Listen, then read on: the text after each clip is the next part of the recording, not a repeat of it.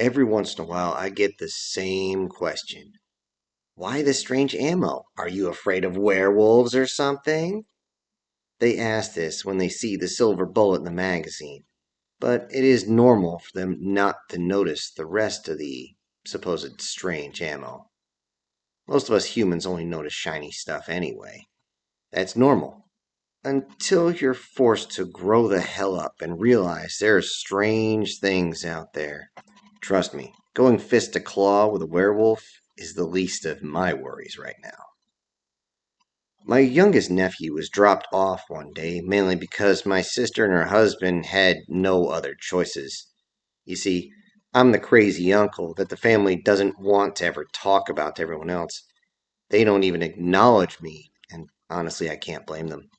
As much of an asshole as I was when I was young, yeah, I probably deserve far worse than just being ostracized and out here by myself.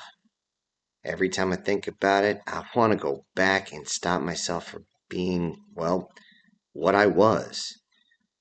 Everyone that says they wouldn't go back and change anything, well, they're just freaking lying, of course. But I have to wait until 2034 before I can get my hands on that tech anyway.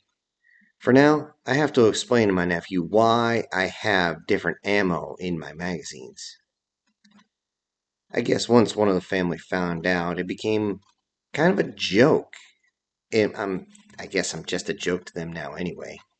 A joke that has spent most of his savings, most of his vacations, and most of the past 30 years spending all my vacation time to come back and help family. Family's important, of course, and they definitely take advantage. Now, here my nephew sits, asking to see the silver bullets, thinking he just wants confirmation on what people say. I remove a couple of bullets from the magazine before I reach the silver one. Handing it over, I asked, I thought I gave you one like a year ago or something for your birthday, along with a 1 ounce silver dollar.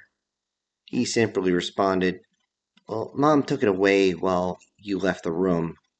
Completely disgusted at this revelation, I shut up while he explained and asked why the brass case wasn't silver, too, on this seemingly silver bullet.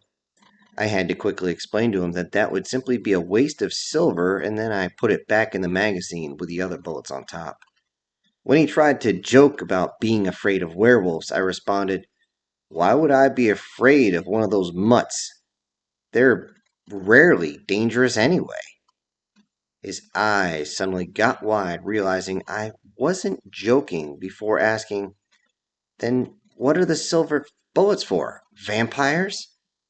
I chuckled a little bit before responding, Those mosquitoes can be taken out with simple ball rounds. Seriously. He wasn't laughing anymore. After breakfast, we worked outside all day, trying to avoid things, of course. I figured him listening to those damn earbuds all day would remove any more questions from his mind. I was wrong.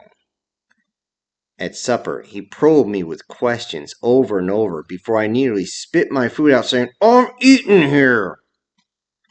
After supper, I figured he would have his head in his phone like any other teenager. Instead, he started in on the questions, constantly probing.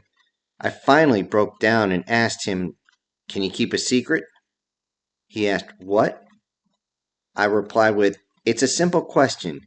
Can you keep your big mouth shut? Seeing I was dead serious, looking into his eyes, he contemplated for a moment and then agreed. Upon his agreement, I informed him that if he talks, he and any other part of the family will never be welcome again. You won't see me, you won't have access to anything around here, and I know you all show up at least once a year. He said he agreed wholeheartedly, but I had my doubts at that moment. He followed me down into the basement to where there's a hidden door that I had my nephew turn around before opening. I made sure he was looking away, wasn't using his phone or his watch crystal or anything else to look behind him as I seemingly opened up the wall. Inside is well kept and organized at all times. Multiple weapons and gear line the walls. and it was something you would see out of a movie, is what he said. Though the desk and file cabinet seemed to stick out as they, though seemed well used, they seemed very maintained, not something you would see in a room where somebody has a whole bunch of weapons on the wall. Walking to the desk, I told him, "Sit," before explaining everything. As I talk, I open up the file cabinet and pull them out. I explained how I got caught up in all this by being a purifier. When I explained it, my nephew wanted to call me an exorcist. I smacked him upside the back of the head for that. "Not the same thing," I told him. I explained that an exorcist forces out the darker elements. A purifier allows them to ascend, basically opening the door. He didn't get it until I told him how, when I was deployed to the sandbox, we could see spirits stuck in their last moments, unable to let go, just trying to hold on to what little bit of life they had. But that little bit of life was only about 10 seconds. I found out I have the ability to free them simply by raising my hand and blessing the area. I'm not a priest by any stretch, but it is what it is. I let them see the light and simply move on. The darker spirits don't like me, as the light forces them back or down in many cases. After seeing this, I was reassigned to handle a few instances of ethereal nature before having to stop a few, shall we say, solid threats. This, when I mentioned it, got his attention as I dropped the file one after another. I told him how lycanthrope's blood has a violent chemical reaction to silver. It's so bad that they actually began restricting the sale of colloidal silver as it's killing entire packs whenever they took a victim in just for some, dinner. They would ingest all that silver in the bloodstream. Ingesting someone with that in their blood makes those lycanthropes die slow and very painfully. In fact, it's to the point where it liquefies all their intestines and they simply gush out all their fluids through any possible orifice to include their pores. I showed him the pictures of the dead, half transformed kids, and that made my nephew simply shudder. I thought for a moment he was going to puke. I told him, "Keep it down, we're just getting started." His eyes got really wide as I dropped another file in front of him and told him to open it. I moved on to the vampires and had to laugh at how easy they are to kill. They once, a long time ago, were a threat due to their insanely good night vision, although with modern tech, this advantage had been made easy to take apart, especially since all you have to do is pierce the heart and they're done. So they can't sneak up at you at night and ambush you, which is their only tactic.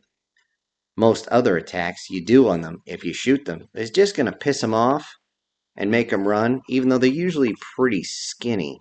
It's still going to damage them, which is going to give you time to put one right through their heart.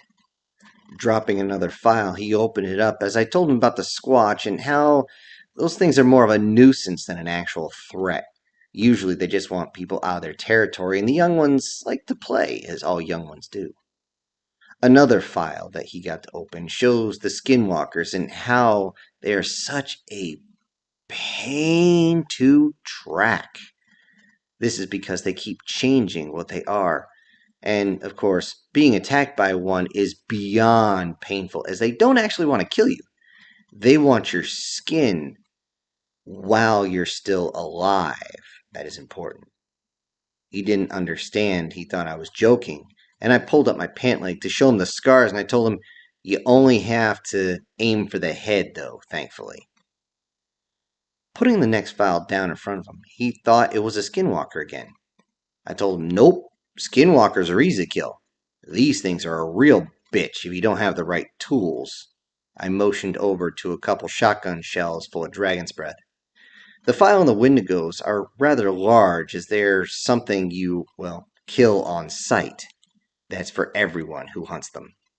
A few of the pictures of what indigos do had my nephew turning away, as they're quite gruesome. I kind of chuckled because I know he likes the horror movies, and I told him I thought you liked gore porn. Besides, you wanted to see this. Don't you dare turn away, as I pushed his head forward and made sure it was facing towards the files. File after file, I showed him why I am the way I am. Files on things as harmless as the Mothman's to demons like Lilith, who will make you really wish she'd just kill you and get it over with. The one that got his attention the most was the aliens, surprisingly. Those are in a whole nother drawer, and it took us hours before we even got to them. From the standard grays that are more interested in just visiting to see how we're doing and researching things, to the reptilian colonists that hide deep beneath the surface. Each of them with their own cultures and technologies, and look, the majority of humanity's animals just digging in the dirt. By the time the sun had risen the next morning, I think I broke his brain as he sat there staring forward, just a straight 1,000-yard stare, barely breathing, barely blinking, not moving at all. I meticulously reached over, grabbed the files, and returned them to the filing cabinet. They had to stay in order. This was important. Once I was done, I made sure to usher him out of the room as he seemed to not want to move. I had to remind him that the chance of actually catching a glimpse of these creatures are rare at best. Usually I get a call that says, "Hey, come deal with this." This actually helped him to calm down as I told him all the different places I'd been sent to across the entire planet.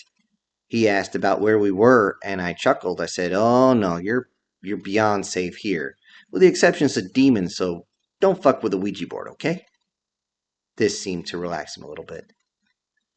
After his parents picked him up later, I returned to my status of the guy no one talks about until they need something. A year later, my nephew called and asked, "Can we talk? Can I come over? Can we talk?" I told him, of course. When he arrived, I noticed a concerned look on his face. We sat down. I got him a cup of decaf coffee. I wouldn't dare give him caffeinated, especially as a teenager. Holy shit, I'll give him a heart attack. I asked him, "What you need?" which is always my go-to. He looked at me with deep concern before saying that his friends are planning a trip, a camping trip, and he wanted to know if he needed to take something or any special precautions considering what I do.